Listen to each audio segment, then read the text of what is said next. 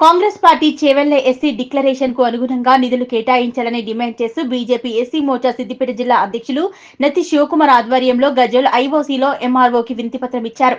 ఈ సందర్భంగా వారు మాట్లాడుతూ కాంగ్రెస్ పార్టీ గత అసెంబ్లీ ఎన్నికల సమయంలో చేవెళ్లలో నిర్వహించిన ఎస్సీ డిక్లరేషన్ లో ఇచ్చిన ప్రధాన హామీలైన అంబేద్కర్ అభయహస్తం, ఎస్సీ కార్పొరేషన్ ద్వారా స్వయం ఉపాధి రుణాలు, షెడ్యూల్డ్ కులాల సంఘాలకు సంక్షేమ వసతి గృహాల పునర్నిర్మాణ తదితర అంశాలను రాష్ట్ర బడ్జెట్ లో ఇలాంటి నిధులు కేటాయించకపోవడాన్ని నిరసిస్తున్నామన్నారు.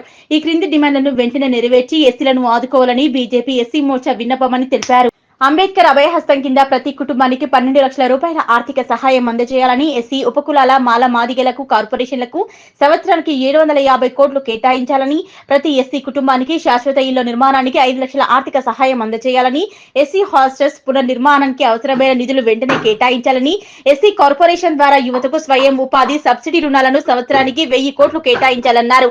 రాష్ట్ర ప్రభుత్వానికి వీటిని గుర్తు చేశారు. లేని ఎడల రాబో రోజుల్లో ఎస్సీ మోర్చా ఆధ్వర్యంలో ధర్నాలు, రాష్ట్ర రోకలు చేస్తామన్నారు. కాంగ్రెస్ పార్టీ గత అసెంబ్లీ ఎన్నికల్లో చేవెళ్లలో నిర్వహించిన ఎస్సీ డిక్లరేషన్ సభలో ప్రధాన అంశాలైన హామీలను ఇచ్చింది. అది అంబేద్కర్ అభయహస్తం కింద ప్రతి ఎస్సీ కుటుంబానికి 12 లక్షల రూపాయలు దళిత బంధులాగా ఇస్తానని చెప్పింది.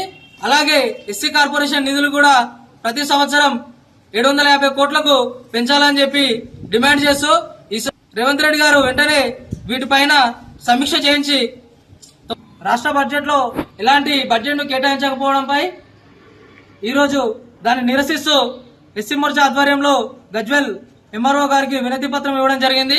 కావున వెంటనే దీనిపై ఆలోచన చేసి ఎస్సీ కుటుంబాలను ఆదుకోవాలని చెప్పి రాష్ట్ర ప్రభుత్వాన్ని డిమాండ్ చేస్తా ఉన్నాం.